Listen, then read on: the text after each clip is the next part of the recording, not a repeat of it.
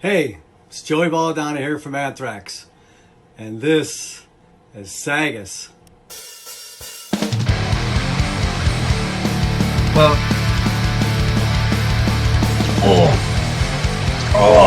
Look, this is a big one. I didn't break out and join the podcast today. It is now time for Devil's Advocate. Same time, same place, awesome. What's going on, everybody? This is Corbin, the Serpent Tongue Skipwith. And this is Rand the Berserker Marabou, and this is a very special SAGAS. We're joined with a very special guest. If you want to introduce yourself. Hi, Cory from Carnifex. How's it going? We're very happy to have you here, and thank you for taking the time out where you are to join us. Yeah, man, of course. Nice. All right. So if the cover behind me isn't obvious, we'll be talking about the album Graveside Confessions, which came out in 2021. So I'll start with the questions. So tell me, what was the recording process like for this record compared to other ones? Was there anything different going into this one? Well, it was during the COVID breakdown. Yeah, it was during the COVID lockdown, so we didn't really have any money to go anywhere. So Sean and I recorded it ourselves at Scott's house. He has it's sort of like a little shed house building out like separate from his house on the same property. It's like right by the front door, but he soundproofed it and we like practice in there sometimes. And we just couldn't really go anywhere. Obviously couldn't fly anywhere or go see anybody or whatever. So yeah, we all wrote our stuff at home. Sean and I pretty much wrote all the riffs. There's a few riffs from our new guitar player Neil in there, and so we put all the songs together, and then I just drove to Scott's house and we tracked it in a few days, and then I drove home, and then Scott and Sean tracked it. I recorded some vocals on, I think, Graveside and Pray for Peace, and one other song that I can't remember right now. I'm not exactly sure. But I was actually, for whatever reason, when I tracked him, I actually just sounded like Scott, so you can barely tell I'm even on there. But I think that might have been mixing or something. I don't actually sound like Scott live, but like I play back the parts that I know I'm on, and I can hear the other vocals, but it sounds like Scott. So I think whatever happened in mixing made us sound really similar. But yeah, I mean, we've never done that before, but like Sean and I use Cubase, and I basically just made a new guitar tone from scratch and took the file and a Kemper to Scott's, and then we sat down and the three of us tweaked the tone a little bit, and then we just started firing it off. Nice. Yeah, it sounds amazing being I was going to ask you about the process working yourself and Sean, but yeah, there you go. Can you tell us about your what bands were you listening to? I know you guys love listening to different bands and bringing it together, and you create your unique sound, but was there any bands influenced this album in particular? I wasn't even listening to music. Yeah. I was dealing with the divorce and the COVID lockdown, and we were kind of coming off the tail end of the Patreon thing and all that. So I was spending all my time focusing on, like, before the COVID thing, I didn't know shit about computers. Like, I knew how to run one, and I knew how to like run programs and stuff like most other people, but because of the lockdown, I didn't have anything else to do, and I caught a live stream of somebody building a computer, and I was like, ooh. And then I just like dove in. I just started learning how to live stream, and I got gear and stuff. I think ex-wife didn't like that I was using my unemployment for it, but I mean, literally the shit that I learned and being able to run the Patreon, we were able to get out of debt, so it was a reasonable cost in my eyes. But so yeah, I mean, I just spent all my time doing that, and then when I wasn't doing that, I was writing riffs, and then when I wasn't able to work, it was late, I was playing video games on my new PC. So I was just like learning a bunch of shit and then writing. So I wasn't even because I wasn't going anywhere. So I didn't play music in my car or anything. It just wrote riffs. That was it. Cool, cool. Uh, what kind of stuff do you upload to your Patreon? We don't have it anymore.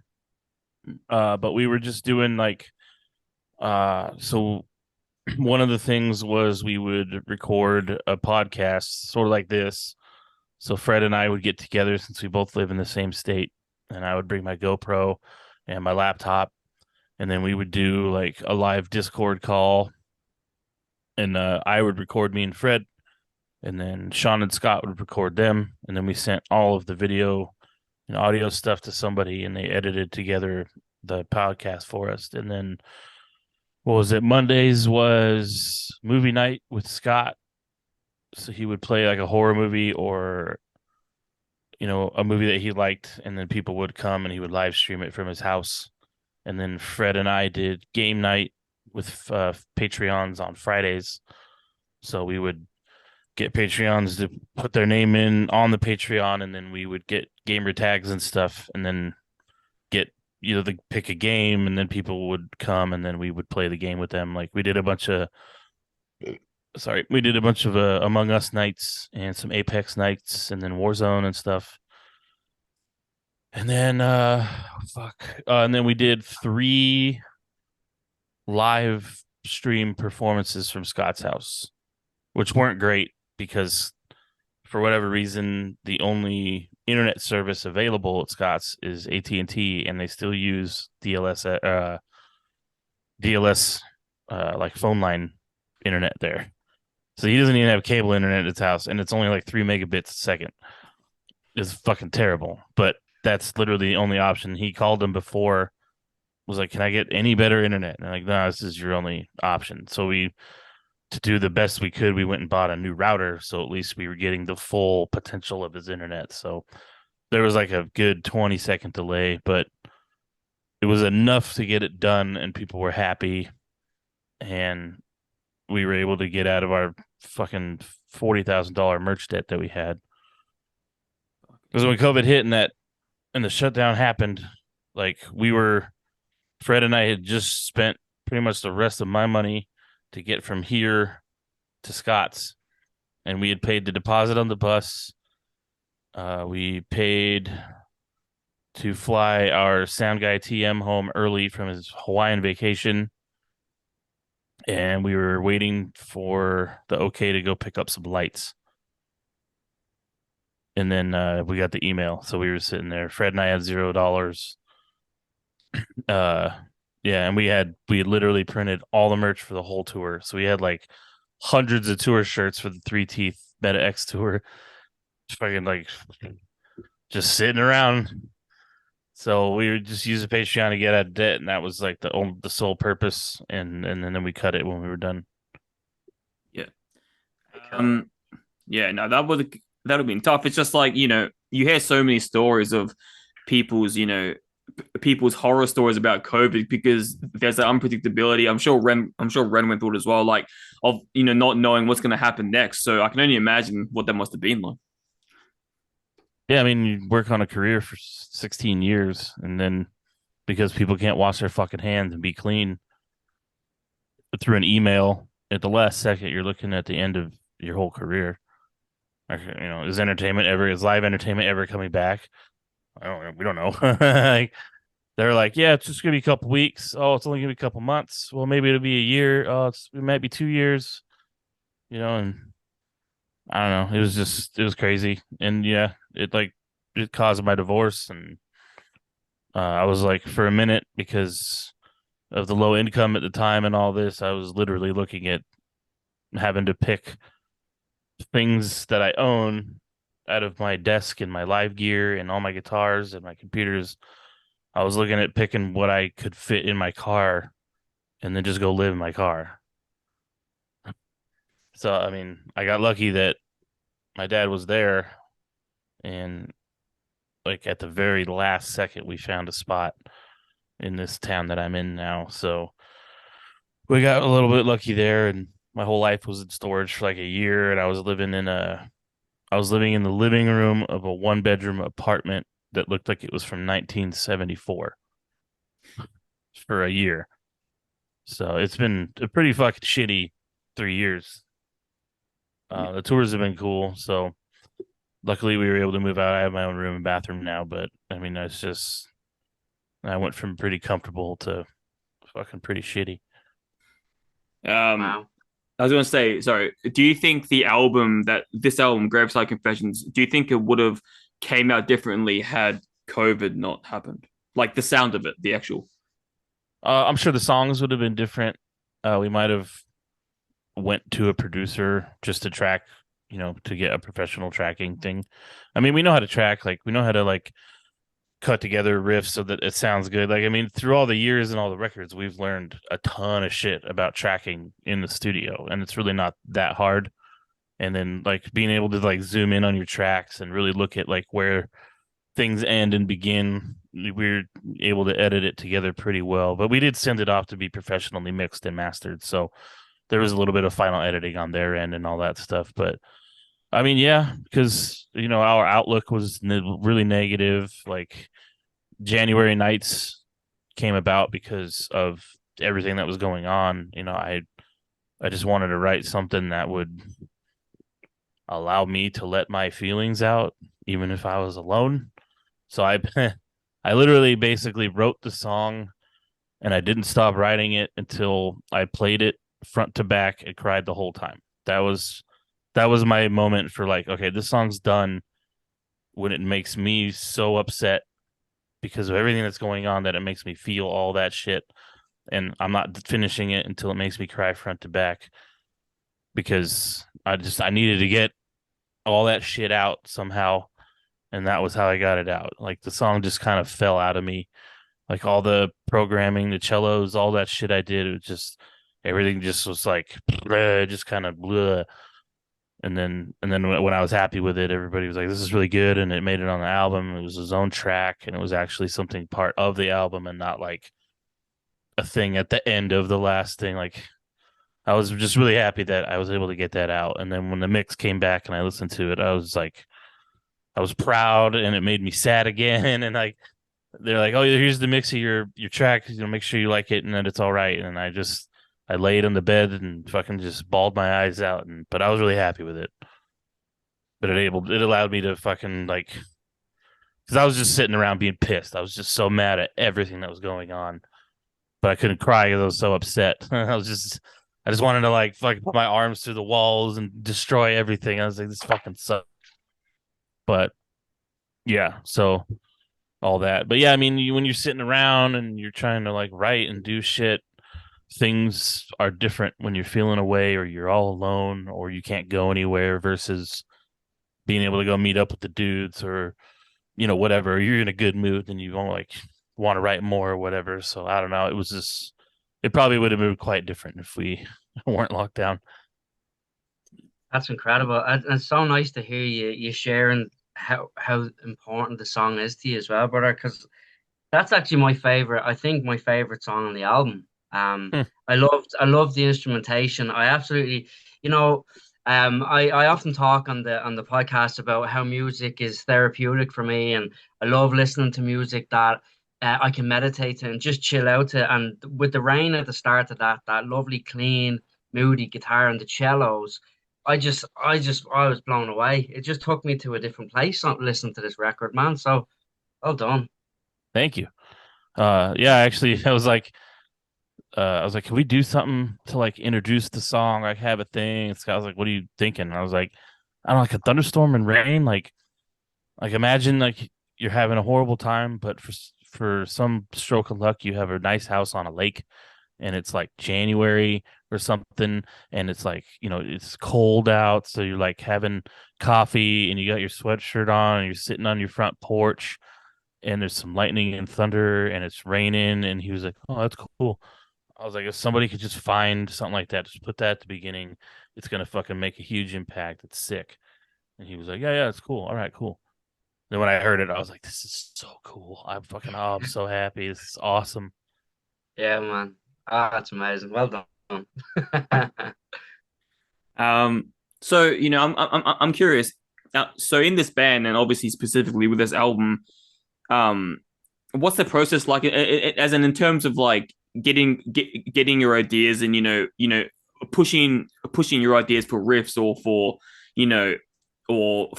for production and all that stuff. Is it do you find that it's easy to have your say in this band, like for you to get your ideas across, or do you find that sometimes it can be a bit jumbled with so many members putting in their 2 cents? No, we have a great system, I think. Like basically, since we don't really live close together anymore. Like Fred and I are in Arizona, and Fred's like 4 hours north of me. And then, I mean, at the time, Neil was living in LA, but he lives in Oregon now. So, but we all record at home. So our little system is you just write whatever you write. So you write a song, or you write a bunch of riffs together, or whatever. You put your drums so that people can get the feeling of your riffs and like kind of what you're going for. And then we have a Dropbox that we share with everybody. And then everybody has their own file that's shared with everyone. And then Sean kind of takes everything and then arranges stuff so that he takes my riffs, Neil's riffs, his riffs, whatever, whatever he's feeling, he'll just kind of listen to it. Like, oh, that's cool. Let's fit it in wherever. And then the songs are done, or not done, but like then there's a song, and Sean puts it in the group file, and then Scott listens to it. We all listen to it, and then everybody puts their 2 cents in. Oh, it'd be cool if this happened here or that, blah, blah, blah. And then Scott and Sean get together, and Scott's kind of like our producer. So he does mainly just lyrics. He doesn't play guitar or anything. So, but he has a good ear for like what could be a cool sound. And then, he has his lyrics and his idea for vocal patterns. So he'll kind of sit down as the producer and be like, oh, in this song, what if we do this here so I can put this vocal thing and all that. So like if you don't like something in a song, or if you prefer to change something, everybody has a say, and we try everything out. And, it's a very open writing process, and it seems stupid to try and restrict members from stuff and not let people have a say. Like if you're going to have everybody write, everybody should have a say. So even Fred, Fred basically mostly works on doing bass lines for all our stuff. So he does all the bass work, and, he tries to find interesting ways to play riffs with us. So he looks at the tabs and he's like, oh, well, this is the root note. And then he does this whole thing, and then he'll have a say on stuff too. So we all have input on everything. And yeah, it's a very open thing. And, we put aside feelings of, well, these are my riffs and blah, blah, blah, blah, blah. Like that's a stupid way to look at shit. And, things work differently than like when Metallica started. You don't have to credit, oh, this song was written by Kurt and Lars and James, so they're gonna get the money and credit for it, and fuck everyone else. Like that's not the songs are written by Carnifex, and whoever the fuck's in the band at the time, that's who's getting paid, and that's who's getting credit.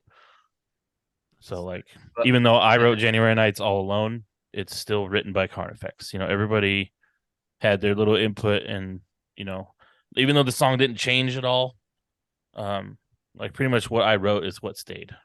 Obviously, Sean took the drums and, did his thing with them. So the drums on there are pretty much what I wrote, but more like how a drummer would do it, because I don't fucking play drums. So he changed a few things where, stuff. And I think his drums actually made the song better. So, there's a real drummer like doing build-ups. There's extra cymbal work and stuff that I didn't think of. It's amazing. I love the relationship you guys have as a band as well. And to hear, that there is no ego, it's amazing. And it shines across through the music, Do you know, another interesting part of this album was the Dead Bodies Everywhere track. Whose idea was that? Scott. He always comes up like, Was it? and we all enjoy like covers and stuff, but Scott always just comes out of the blue like, we should cover this song by this band or whatever. And we're like, yeah, that's cool. Let's do it. And then Sean's like really good at that shit. So he just kind of put it together and basically listened to the song, and we tuned our guitars to A standard, just like them. So we didn't have to fuck with the tabs or anything. So we just kind of basically took the song and made it sound like Carnifex, really, and then we put that little tiny breakdown spot toward the end, So that was Yeah, I love cool. that. Yeah. Well done. Yeah, it's great stuff. Oh yeah, thanks. So I want to know, like obviously in the most probably blitz version you can, but what's it like? Walk me and the viewers and listeners through the idea of starting a whole album from scratch. What's that like? I mean, you're starting from the ground up. How do you even begin to start making an album? You just start writing riffs, man. That's like literally it. I mean, Scott, we do our thing and everything, and then Scott's like, once like an album's done and we get into a cycle, like he's always like, all right, cool, album's out, let's start writing the next one. Like, all right, cool. There's no break, man. He's just like, write that shit, write riffs. So we're just always, I mean, and it's the best way to do it, I think. It's just always be thinking about new riffs. If you ever have a new idea and you're like just sitting around and you start like bobbing your head and you have like a rhythm or a pattern or a breakdown or whatever in your head, fucking track that shit. Like every idea is viable and until it's not. So we pretty much, I mean, we do take a break. Like we always write really hard and then we track the album and then everybody goes, ugh.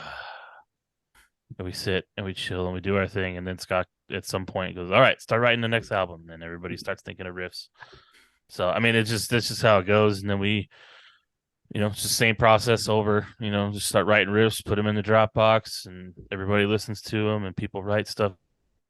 It's all over again. Amazing. I was gonna say, where did the album cover come from? I mean, Scott hires artists. I don't know if he like talks to them about like the album title and what he's thinking with it, or if he just says, "This is the title. Give me a picture." Like, I'm not exactly sure how the conversations go with the artists, but Scott likes to scour IG and other stuff for artists and everything. And we found God Machine, and he's done most of our stuff. I think that's him on this album. I can't remember if that's him or if we got a new person. But Scott, unfortunately, and it's not funny, but it's kind of odd. But unfortunately, the guy who was doing the art for our upcoming album killed himself. It's like, yeah, Scott talked to him, and they got all the ideas out, and he was starting work on it, and then out of the blue, like on Chaos and Carnage, Scott was like, he just came in the back of the bus, was like, the guy making our album cover just killed himself. And I was like, what? He goes, yeah, man, I was going to talk to him. I don't know how he got the news, but he was trying to talk to him about something, and then he just got told, and we were just like,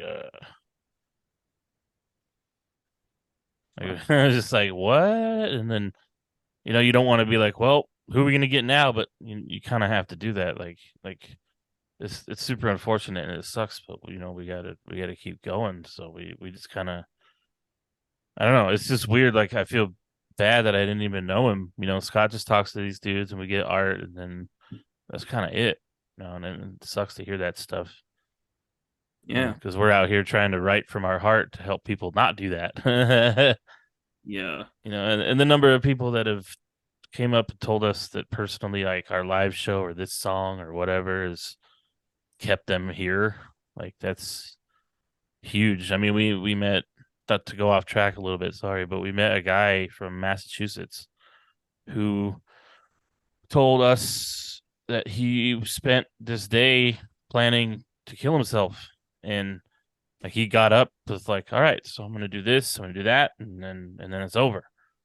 And then I guess like he was gonna have dinner or whatever, and his buddy like invited him to a show, and it happened to be a show we were playing. I forgot what tour it was.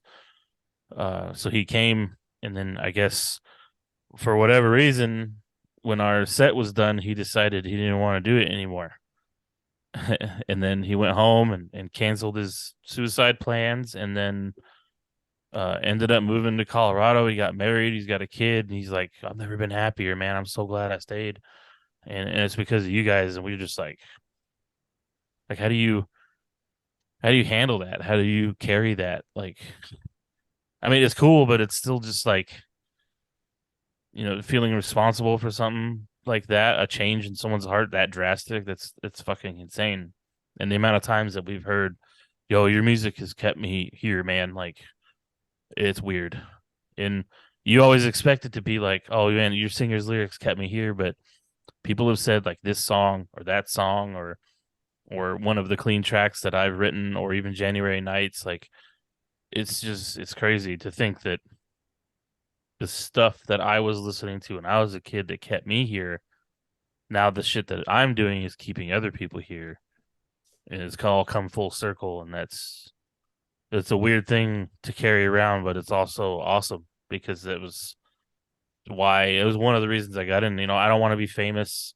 I'm not trying to make $1 billion. I'd like to make more money. That'd be great. But, at the end of the day, the reason I do this is because I want to inspire people and I want to save people and I want to do something that matters to somebody more than just selling them something or being a salesman or, being an insurance person or whatever the fuck. Like, I create stuff that saves lives unintentionally. Like, I'm not writing risk going, man, I hope that somebody doesn't kill themselves because of this shit.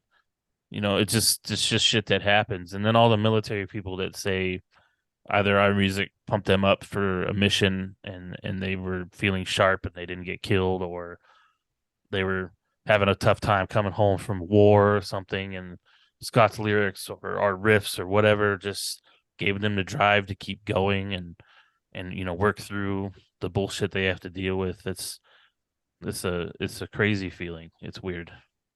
It's a good feeling too. It's good to know that you're helping people with your art. Yeah. That's Well, incredible.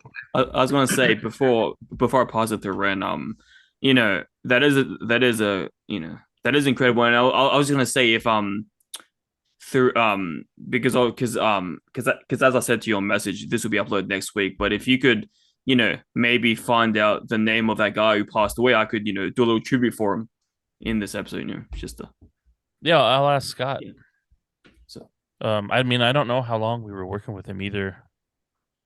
I think he was a new guy that maybe did a shirt design or something. But Scott always finds some, amazing artists. I mean, God Machine is just, and some of the people that do some of our shirt designs and stuff, like, wow. And it kind of sucks because I wanted to be a visual artist a long time ago as a kid. Like, I grew up just loving comic books. Like, I mean, I got Wolverine from Jim Lee on my arm. nice. Like, I sat down, man. I used to draw Spawn and like Jim Lee X-Men artwork and stuff all the time. That was all I wanted to do as a kid, was do comics. I was like, I want to make comics. I want to fucking draw comics. This shit's so cool. But yeah, I mean, life changes and stuff, and other things, and people telling you you're not good enough and other things. So I kind of gave up because, weirdly enough, most of my passions growing up from my family and stuff were looked at as useless hobbies. Even though, like, it's a weird thing to like go with your parents and have them buy you comic books and spend money on things, and then tell you that you're never gonna make money doing that. Like, yo, we just went to a store and bought comic books and CDs and video games. Like, we just spent money on all this, and you're to tell me there's no money in it? Like, I listened to that shit for so long, and eventually I was like, that's fucking bullshit. Like, I should be able to do something that I love and create and make money, because it costs money to buy a CD. So why can't I make music and sell CDs, or why can't I make a comic book and do that? And eventually I just was like, fuck this. I'm going to do what the fuck I want. I'm not going to do what I'm told to do and then go get a job that I hate and hate my fucking life and, go to work and come home and wish I was fucking dead. I'm going to go on tour and wish I was fucking dead. Dude, I tell you, everything you're saying is just so inspirational. Like, and I can see how it really impacts people. The way you talk about your music, and it just comes from such a genuine place, man. It's absolutely incredible. But you spoke about riffs several times, and riffs is my whole life as well, brother. So, you know, being a guitar player and always admiring and these big guitar companies. When you got involved with Ibanez, I'd say that was super exciting, was it? Oh yeah. Tell I us mean, about it, bro. I learned about, like, when I started playing guitar. Obviously, you start playing, you don't know shit about shit. So I thought six strings, that was it. I thought all guitars were just six strings. This is my option. This is what I get. And, like, if I want to sound heavy, I got to sound like Deftones. I got to sound like these bands or whatever. And then I'm listening to Korn and stuff. I'm like, why do these guys sound so heavy? This is insane. And oddly enough, I used to watch what the fuck was it? It wasn't Total Request Live on MTV. It was the other show with the Dave guy, the pop-up video, where you watch a music video and they have the little bubbles come up and it has, like, random information about things. And one of the bubbles was on Korn's what was that big ass video with the bullet? I can't remember the name of that song. Oh, Freak on a Leash, was it? Yeah. So I'm watching that and I'm like, this is sick. And obviously it's a music video, so the amount of video capture of the guitars is limited. You just see them headbang for a second, then it switches to something else. So you don't really see what they're playing. But one of the bubbles came up and said, "Oh, Korn's heavy, low sound is all due to them playing seven strings." And I was like, "Seven? What?" And I was like, "Oh, can't wait to see one of those. I hope I see one of those someday." And then my dad, like, took me to Guitar Center one time, and it wasn't a seven string, but it was an Ibanez, and they had this metallic gray Ibanez up on this pedestal, and the headstock and the tremolo and the pickups. I was like, that is a metal, mean looking guitar. That's sick. And then he got me an amp, and years went by, and I kept thinking about it. And then right around the time I met Scott and Sean, like right before I met them, I had bought this guitar off somebody I worked with. It was a Schecter Damien 6 with some custom pickups in it, some Seymour Duncans. And I kind of didn't like it. It only had 22 frets. It felt weird, and I don't know. I just wasn't that into it. It sounded cool, but I was like, I got to get rid of it. I paid that kid $150 for the guitar and an amp.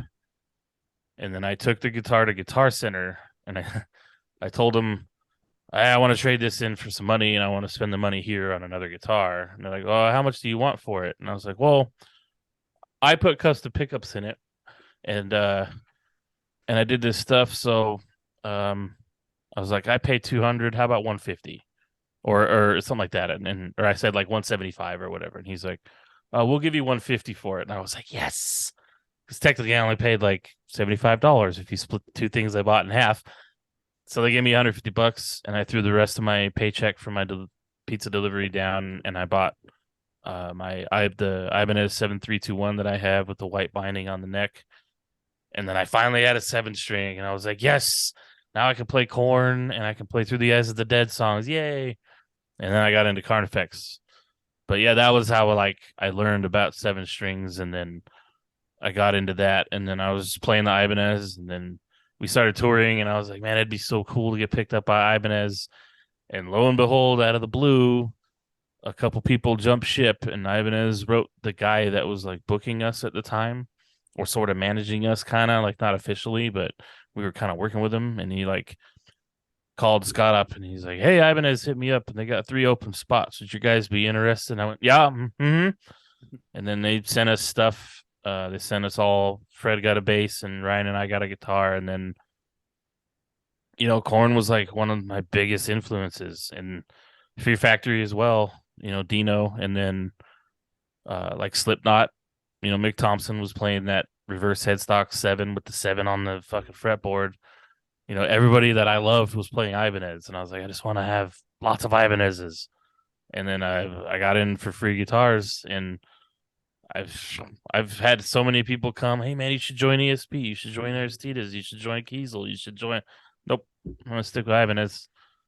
And honestly, like no discredit to anybody making these amazing guitars. Like Keel's sick, Schecter's cool. Like everybody's cool. I like all their stuff. But mostly when I pick up most guitars, it just feels like an Ibanez to me.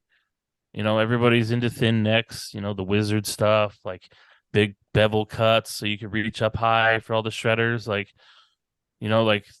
Ibanez kind of like nailed the formula. And however custom people get, shit always just feels like Ibanez to me, except for ESP. They always like the rounded necks on the back. But most other people do like a little round and flatness, like everything just feels like Ibanez. So I just never left. I've been working with them since 2008, I think. Nice. Yeah, that's amazing. Just to hear, I've been dying to ask you about the Ibanez stuff. Because I know your roots would be like new metal. That would be your kind of bag, wouldn't it be? Yeah. So, Mm-hmm. I can totally relate to that as well. And yeah, that whole era and Stephen Carpenter or definitely would have been a huge riff god for probably both of us. Like, Yeah, and he's the one guy that didn't play Ibanez that makes me want an ESP, but I only want his signature. I want Yeah. the 6-string, the green one. Oh yeah, If you know what I'm talking about. yeah. That transparent, like slimy green that he had, but then he has the neck through so you can see the piece of wood in the middle with the wings on it. Oh man, that shit looks so cool. And oddly enough, I went and saw Poison the Well with Glassjaw and Dredge at this shit little venue down in San Diego so long ago, and Poison the Well came out, and Ryan Primack, their main guitar player, he was playing that green Ibanez, and I was just like, because I've never been able to find one, like other than Yeah. ordering it off the website for $5,000 or whatever.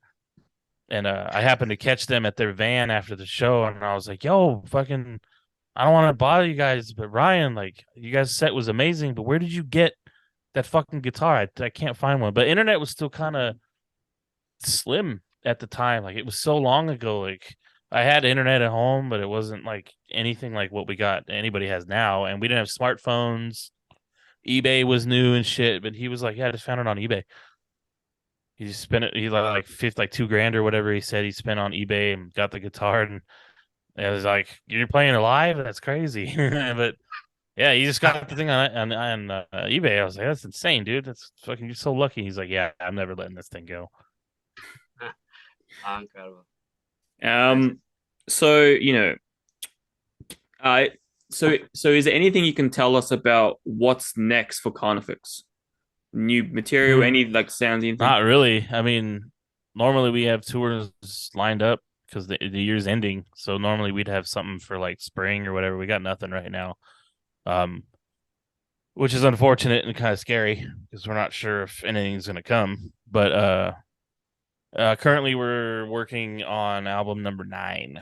So we got 6 pre-production songs that they'll probably change.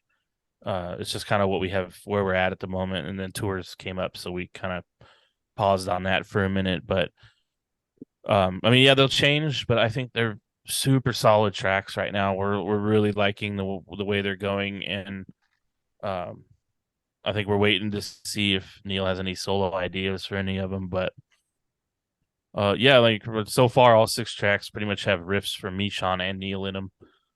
So they're like quite a mix of things, but it's sounding a little different. It still sounds like us, obviously. I think that's where the Carnifex magic is, that we don't really write like a lot of bands where, bands members will write whole songs, or like one dude writes a bunch of songs and then they kind of arrange them together. So, shit kind of sounds like whoever's writing, but we've always had that dynamic of every song has multiple people's riffs on it. So there's always a bunch of different kind of play styles and sounds in each song.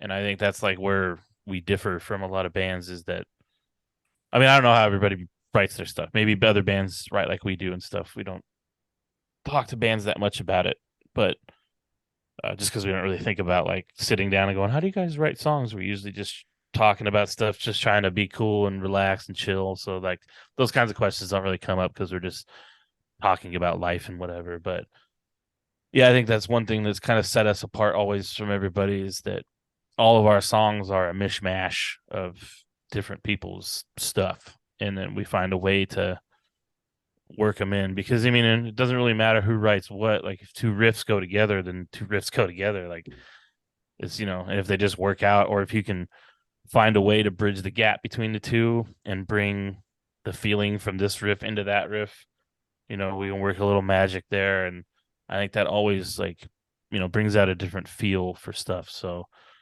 and then plus everybody has input, like I said. So it's not just one guy going, well, this riff sucks. That's gone. This riff's cool. That stays. Let's do this again. It's not one person sitting down deciding what it's going to sound like. We all decide.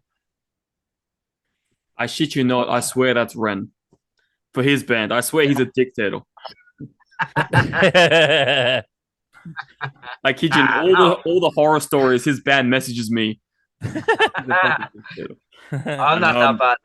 I mean, if everybody's happy in the end, it doesn't really matter how it's done, really. As long as people aren't fighting and everybody's happy with the way shit is, then however people do it is perfect. It's not really about how you do it. It's about finding the groove to where everybody in the band is happy with what you're putting out. And if you're not putting out music that you're 100% proud of, then there's no reason to do it. Well, let's just say I wouldn't be surprised if in the coming years Ren gets mysteriously murdered. Maybe by a drumstick. By a fucking pedal. I mean, oddly enough, not to throw him under the bus or anything, but Sean was kind of that dude for a little while. Like if he wasn't there and we were tracking stuff and we changed. Okay, so for example, Drown Me in Blood. After the intro part, that first riff, it was something different. And then in the studio, Jason was like, I don't really kind of like this thing, but I have an idea. So in Drown Me in Blood, after we play that opening intro part, and then it goes into that first blast beat with the black metal-y, strummy sound stuff, that was like some black metal riff that Jason was like, because I forgot what I was playing. So we play it the one way, and then when it comes back around, I play the same riff, but I palm mute it with open. So it's like ba-da-ba-ba-da-ba-da kind of thing.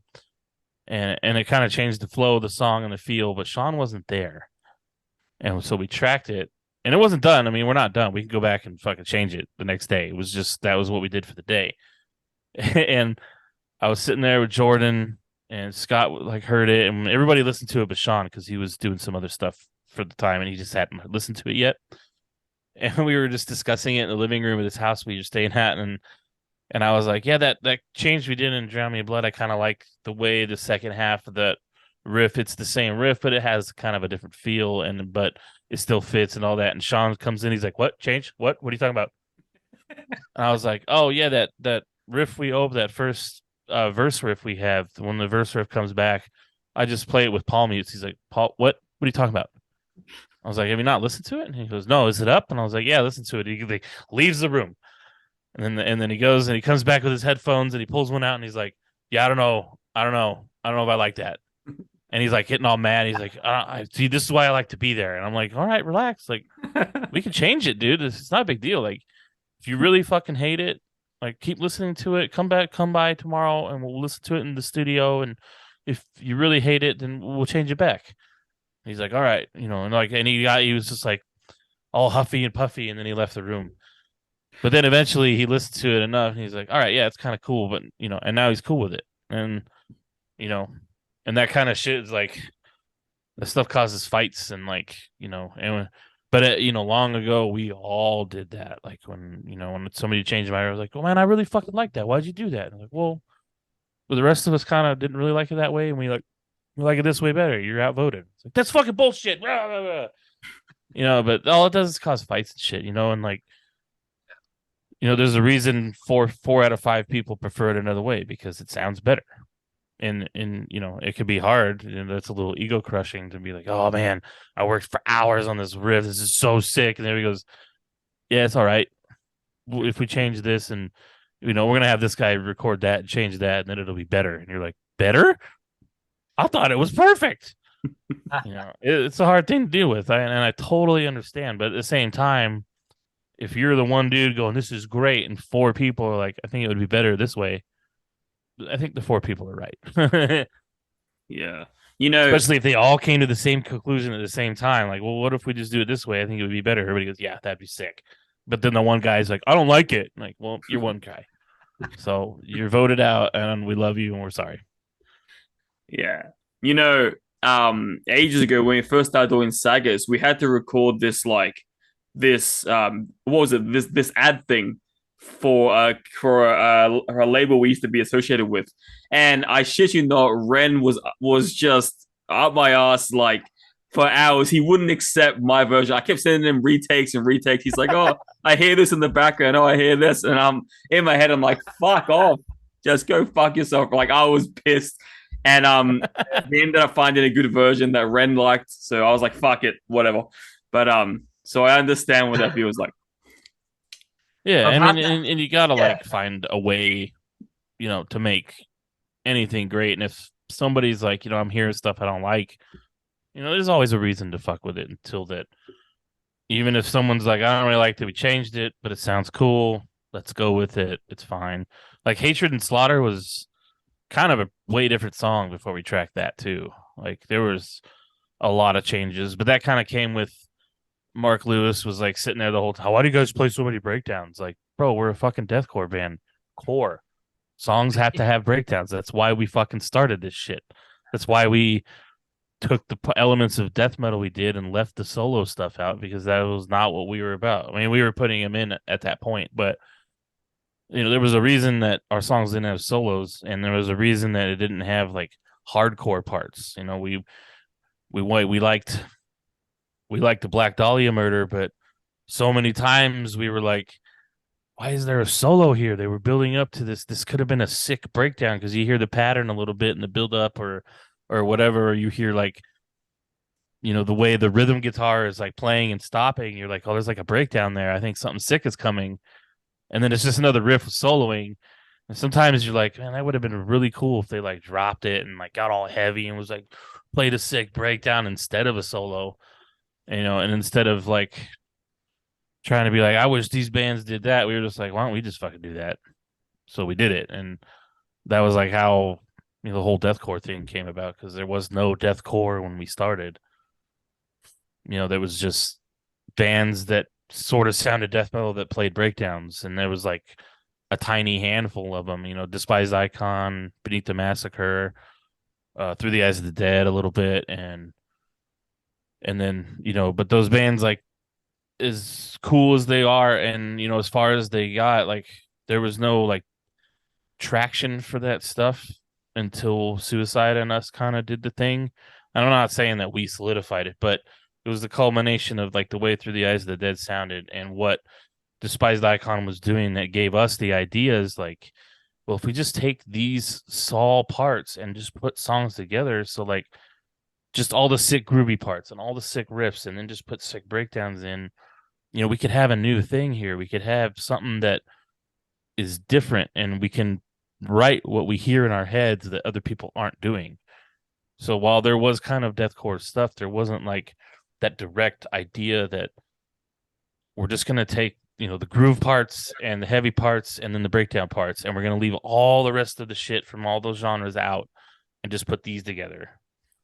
And, so, we don't like to toot our own horns. None of us are braggers or anything, but we've been told, and basically you look at the climate and the way things shaped up, that deathcore wouldn't be a thing if it wasn't for, Through the Eyes of the Dead, Despised Icon, us, Suicide Silence. Like, there was no genre without all of us doing what we did in the time we did it. I definitely agree. I think you deserve the pioneer badge for that one. At least if we're one of, the few bands, the small handful of bands that definitely deserve it. And I'm not afraid to say that anymore, because you look back and it's true. Like, there was no terminology for what the fuck music, us and those bands were writing. Like, you listen to Despise back then, you're like, what is this? is this death metal? No, it's not hardcore because there's death metal parts, but it's not really death metal because there's hardcore parts, and there's some breakdowns, and you're like, this is weird, but it was cool to be like thinking about that, and then people just started calling it deathcore, and we're like, deathcore, okay, cool, that sounds neat. My first experience with deathcore was Suicide Silence: The Cleansing. Mm-hmm. That album, and it's still one of my favorite albums of all time to this day. It's a Rich good Locker was record. insane. Yeah, I mean that record was cool. I liked it. The one that got me and that helped me kind of solidify what I was imagining in my head was that EP that they put out. I think it was just self-titled, whatever. It had the thing with the eyeball in the center. It has like 4 songs. So there was like the plane crash song, and then I forgot what song that was on it that made it to the cleansing. But yeah, it was like a little 4-song EP thing. Oh, and then Job for Cowboy too. They could be credited as helping start the deathcore because that Doom record was like, whoo. Was that the EP with the Family Guy skit? Yes. Yeah. The one that you talked about. Tom Hanks. Yeah. Tom Hanks. That guy's everything that guy says is a stitch. I have AIDS. Yeah. Yeah.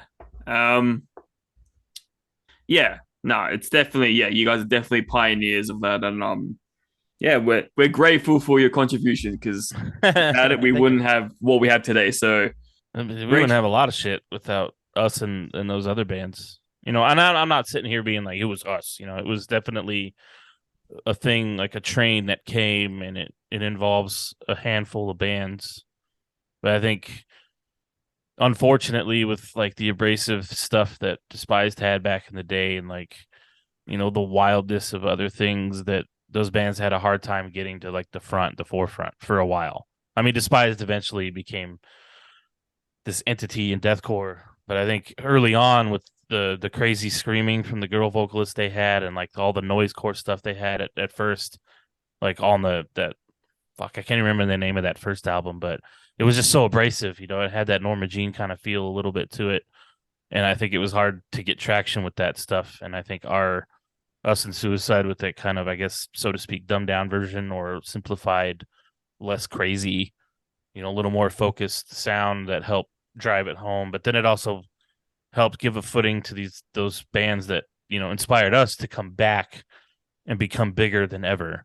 Despise Icon really grew from all that stuff, and I think it seemed like from that early on stage to like later that Despise Icon like really focused their sound, and they got a little more not like, I don't know, not like puzzle piece or anything, but that abrasiveness became a little more focused and clean. So it was more digestible for a few more people. Yeah. Look, we've asked all the questions that we want to ask, except for one last one, which is, what album would you like us to review next week for Sagas? Because you're our special guest, and guests get to choose. Oh, I don't know, man. There's so many. Have you guys ever done any Beneath Massacre albums? Ooh, that I can't remember the name of anything right now. But one of the albums we were listening to a fuck ton when we got together was a Beneath the Massacre album, and it's called Mechanics of Dysfunction. I think that would be a fantastic album for you guys. Because there's if you haven't listened to it before, there's a track in the middle of that album called Untitled. It's track 5. It's literally just a breakdown. And it's fucking sick. And when we toured with them, we asked their guitar player, Chris, who pretty much writes all that shit. We were like, why'd you guys like just put a breakdown? Why didn't you put that in a song? And he was like, we had all these songs and I had this breakdown and it never fit anywhere. So he just put it in the middle. And I was like, Well, whatever. That shit's fucking amazing. It's such a sick breakdown. When you hear it, you'll be like, "Oh my god, this is awesome." Because they're like, I mean, if you know Beneath at all, they're just so insane and so fast and just wild craziness the whole time. And then you get to that untitled track, and it's literally just like dig it, dig it, dig it, dig it, dig it, put it. It's just that like the whole time. It just repeats that shit about 4 or 5 times or whatever. And then you go right back into the wildness, and then you're just like, it's such a weird, clean palate cleanser, and you're like, but then you like, yeah, if you really like enjoy that kind of stuff, you end up like it comes to an end, and you go, no, I gotta listen to that again, and then it ends, and you go one more time, and you go one more time. It's just like it's so sick, and but that whole album, man, is like, I mean, I can't write all tappy riffs like that, but it was like a huge inspiration because we liked their breakdown style.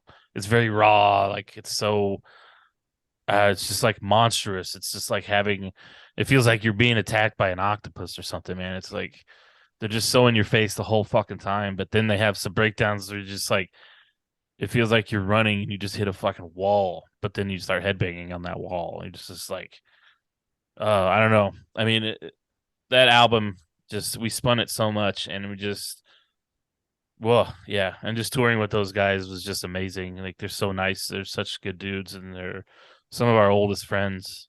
But yeah, I think that would be a great album. If you haven't done any Beneath the Massacre, that is a really good album because it's super raw. It's like noisy. It's just like it's just awesome.